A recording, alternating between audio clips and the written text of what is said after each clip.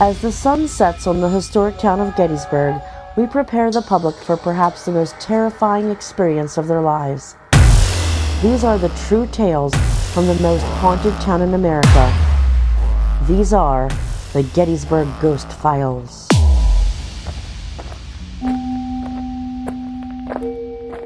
So we maintain 18 locations around Gettysburg and on the outskirts of Gettysburg, and we take groups of people who sign up with us in town at our retail shop out at night for 2 or 3 hours, sometimes private groups overnight, to these locations, and we perform paranormal investigations with them, with the general public.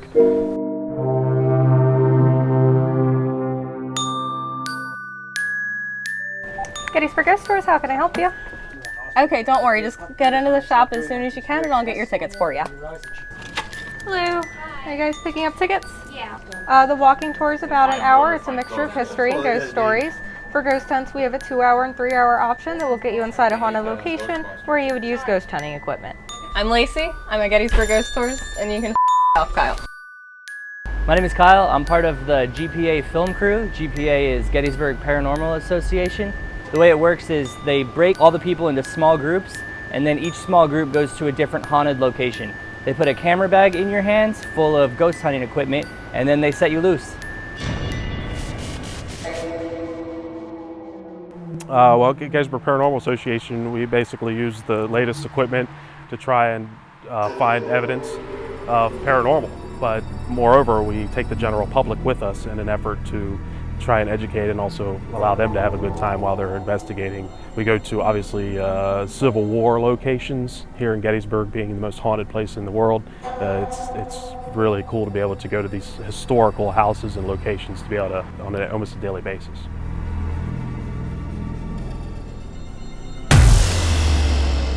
How we get a lot of our locations is folks will buy them as rental properties. They'll rent them out and then start to realize, well, people don't want to stay there. They want out of releases because it's haunted. The local businesses here know that we'll come out, we'll do investigations for homeowners and businesses, and they'll say, hey, can you come check this out? We want to see if something's really going on here.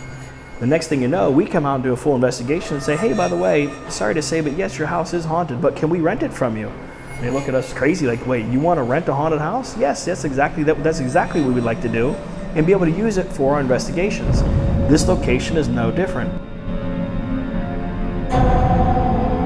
The different locations have their own unique personalities, without a doubt. Some places are notorious for evidence and activity in certain locations. Some nights are more active than others, but you definitely, I don't know if I want to say get to know the spirits, but that's what it feels like.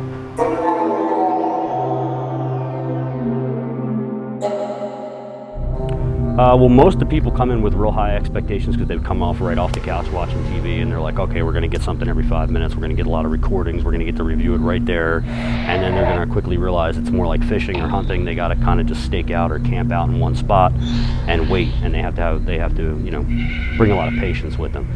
Overall, it pays off later when they get the evidence.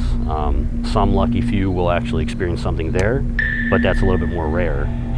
But people do seem to keep coming back. So once you get the evidence and you get home and you watch a DVD and the evidence, they're like, oh, yeah, that's really cool, that's what's going on, and that's right when that was happening, and they kind of put it all together.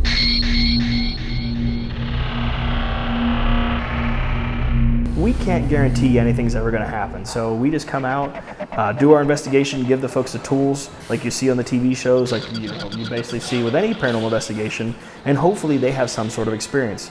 I'd say usually about 80 to 85% of the time when we're doing our investigations, we'll at least have something happen, even on a quiet night. Those of you on the 9 to 11 and 9 to 12 ghost hunts, gray and black tickets, we are going to the backyard. Where we are, we're at Gettysburg Ghost Tours, the sign's right there. I am not a frogologist. I'm a night monkey. My name is Robert, also known as Night Monkey. I'll be the investigator with you guys this evening. First piece of equipment is a K2 meter. It's an EMF reader. That stands for electromagnetic field. Is a ghost meter. Next is a Mel meter. Is a shadow net. Do not do that to anyone's eyes. That does also cause retina damage. Next is an EVP recorder. This is the reason that there's no need to yell or whisper. One thing I didn't mention yet, guys, in the front pockets of the bags underneath of the flaps, there are things known as flashlights. I don't think I need to explain what a flashlight is. If you don't know what a flashlight is, don't take one.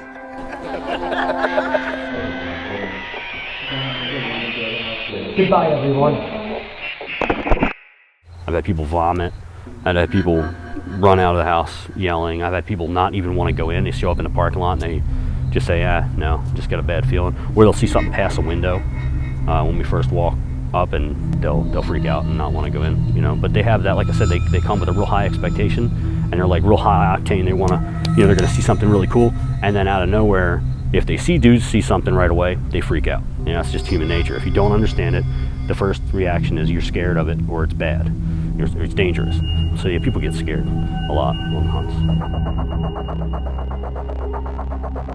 Oh yeah, this second floor up here, the middle bedroom, just 2 weekends ago, I was up there with a group of folks, and we were talking to something. We were having activity through the EVP as well as through the spirit box. Obviously, the spirit box was ringing. Everything was going off. The K2 was going off, and somebody in the group asked, "What should we do? What should we do?" And clear as day over the spirit box, everything stopped, and the word "run" came out. Clear as day. Of course, we're all standing there. I know you guys had a similar thing too, but troop. Oh. Ooh. Right after troop. Run.